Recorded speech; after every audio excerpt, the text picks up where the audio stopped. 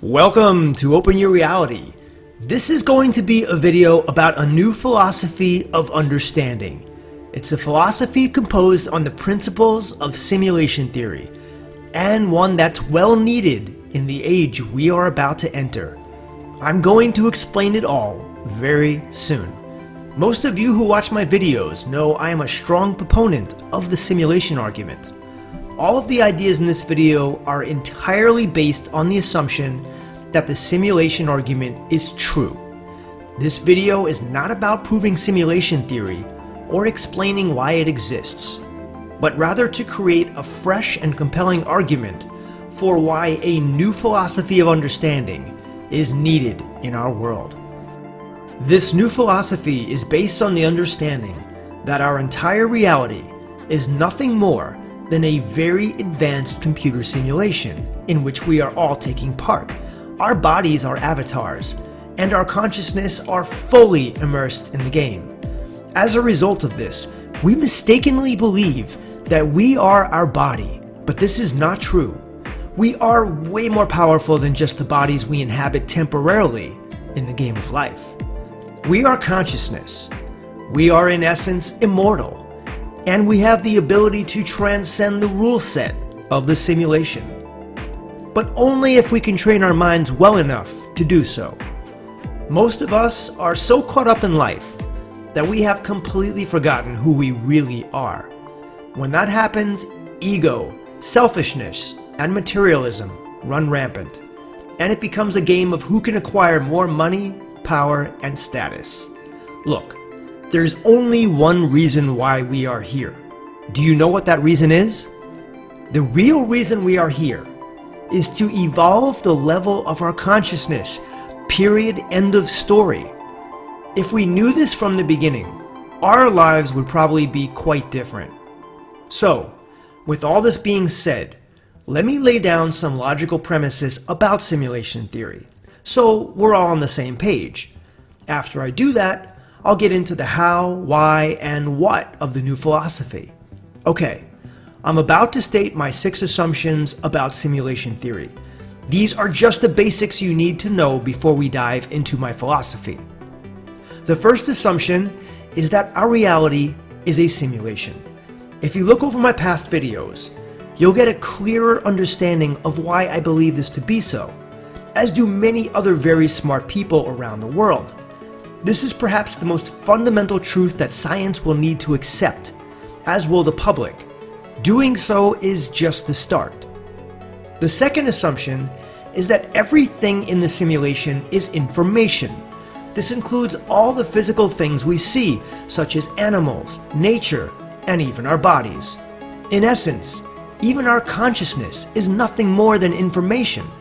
Everything we see and experience, our consciousness, is created by code within a computer. Nothing really exists. It's all just information inside a computation system. Do not panic, do not get upset. I'm only presenting the truth. Let me put it to you like this. In a video game, does the avatar, the characters, and all the terrain really exist? Or is it just ones and zeros in a hard drive somewhere? Well, it's exactly the same for us. The third assumption is that we are, for the most part, constrained by the rule set of the simulation. Our universe is governed by a particular set of rules that structures the physical things we see. For example, the speed of light is a constant, and time only moves 1 delta t at a time. There is a smallest unit of measurement, and for the most part, we can't walk through walls, fly over buildings, or read people's minds on our own. However, some humans have learned to break the rule set, but it's on a very limited scale, and that person is still subject to living on Earth in a fragile physical body, just like all of us. On the whole, we are all subject to the same physical laws, and nothing can be done to change that. The fourth assumption is that the universe is not deterministic, but instead is based on statistical probability. This means all future events are not determined to happen, but have a range of possibilities.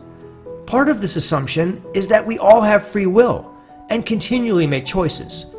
This assumption means that our life and universe is not deterministically programmed to end up one way or the other. Our consciousness chooses the decisions we make with our avatar. All of the outcomes are simply based on a probability scale. The fifth assumption is one that I mentioned earlier. It is that the only reason we are here is to play the game of life and evolve the level of our consciousness. That is the entire point of being here. We do that through making good, loving choices that evolve the level of our consciousness. Many people begin life making bad choices. This is often because of their environment and other factors. But if they can make better choices as life goes on, they will have grown and leveled up, which is ideal. I should tell you that it's also possible to de-evolve through continually making bad choices. And some people just remain relatively stable and do not progress or regress the level of their consciousness. The sixth and final assumption is that our consciousness is fundamental. It existed before our birth on this planet and will exist after our death. As Tom Campbell likes to say, there is no real death. It's simply the physical body no longer functioning, and so the consciousness leaves the game and returns to its higher self in another virtual reality frame that I call the afterlife. The consciousness can then choose to re-enter another body at a later time, which is reincarnation. So that, in a nutshell, are my 6 assumptions of simulation theory important to know. Now that I've stated my assumptions for what it means to live in a simulated world, let's turn our thoughts to this new philosophy I've been referring to. I've been wanting to make this video for a while because I believe a new philosophy of understanding is needed in this tumultuous age we find ourselves in. This is an age of change, where our technology and perceptions are outpacing the level of our consciousness, and by a large degree. This scenario can prove very dangerous if we don't alter our thinking in time. That's why I feel this could be one of the most important videos I ever make.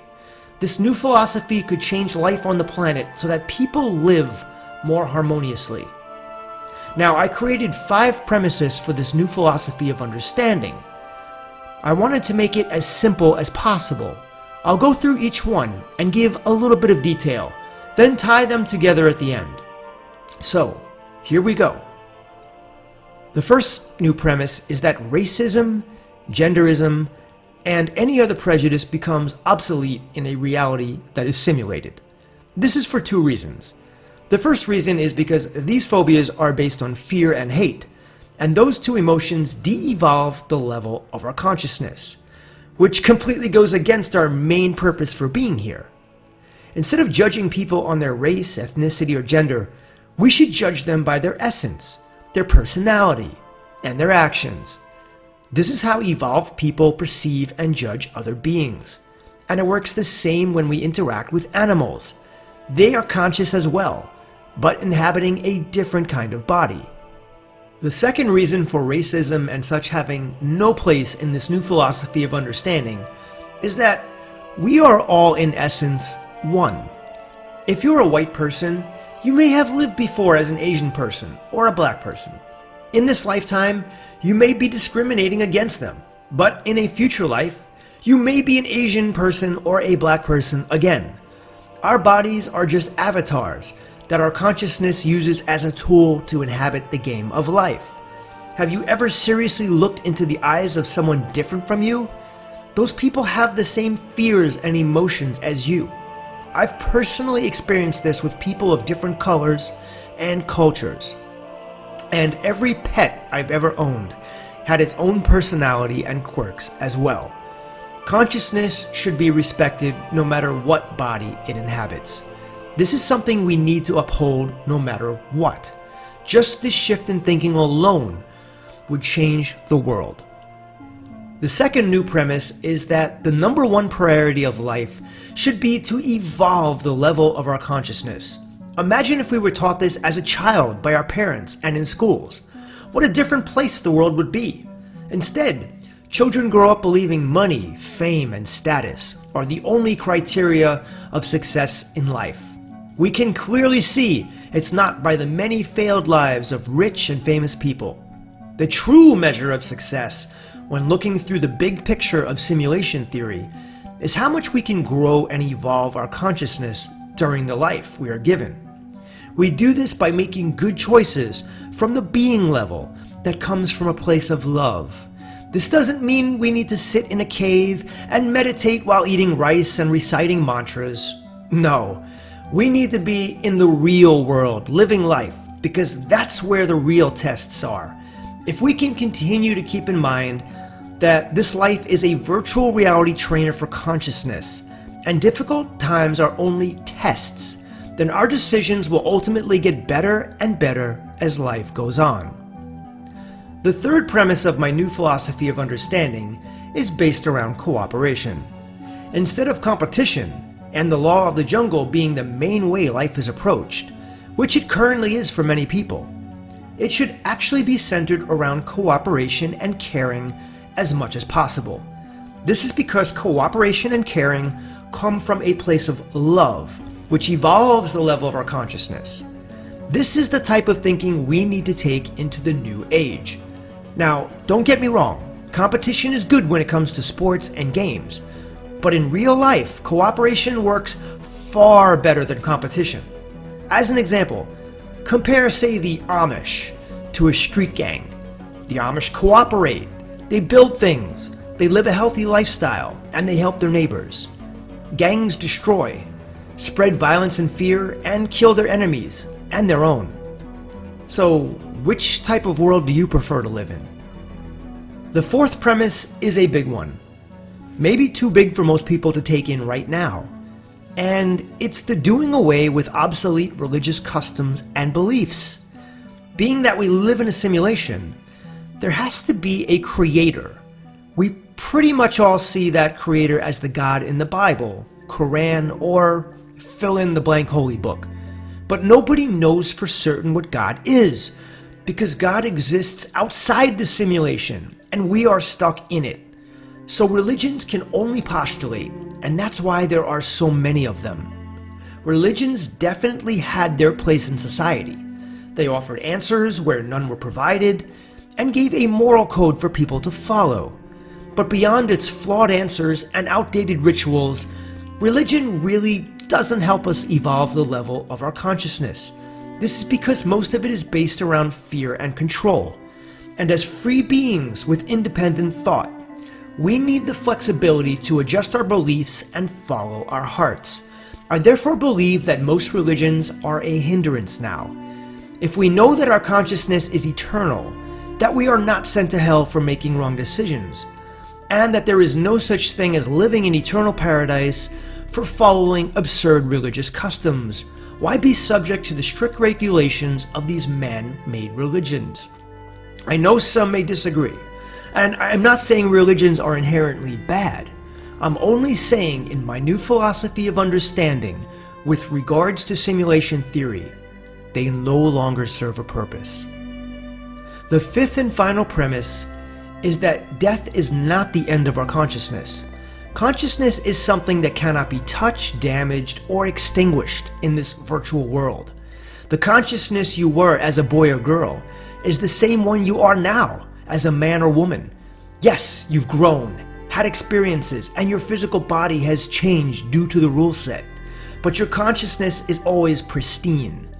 But I can see the comments right now. What about the people who have brain damage or Alzheimer's or other similar diseases? Well, their consciousness is altered, right? No, it's not. Their avatar is damaged, and so they cannot express themselves in the same way, or maybe even at all. But they are still conscious. After they die, their consciousness will no longer be subject to the rule set of this reality, and it will be just as perfect as it was before their life began. From our perspective, the death of a person is final. And in some ways, that's true because that personality will never live again. But the consciousness, or the essence of the newly deceased person, returns to the afterlife and merges with its higher self, hopefully raising the level of its consciousness from its very recent incarnation. The higher self is who we truly are. It is the totality of our essence. Our personality here on earth is just a part of it. In this sense, death of the physical body here on earth should not be seen as final, but more of a transition. I'll give you a personal example. When my father died from old age a few years ago, I was actually glad he was able to move on. He was living in a severely restricted body and was in a constant state of pain. When he died, it must have been a relief to shed his body after all the years suffering inside it. For that reason, I was happy to see his suffering end, but sad that his personality will no longer be present in my life. So those are my 5 premises for this new philosophy based on simulation theory. Each one is based on the assumption that our world is simulated and everything is virtual. If we can actually keep these 5 premises in mind while going through our daily life, imagine how much positive change we can experience. We'll raise the level of our consciousness, and by doing so, we'll indirectly affect others as well in a positive way. The effect will eventually become exponential, and the world will slowly move away from the darkness towards love and light. And that, ladies and gentlemen, is how we win the game. Let me know if you agree or disagree with my philosophy in the comments section below. It's by no means a comprehensive magnum opus, but it's a start. Overall, my intentions come from a place of love, but I realize this philosophy might be too much to bear for some, so I apologize if anything offended you. Anyway, please subscribe and click the notification bell to be alerted of future videos. I'm going to try and post more often as I have a lot of subjects I want to cover. Check out some of my other crazy videos right here, and I'll see you in the next one.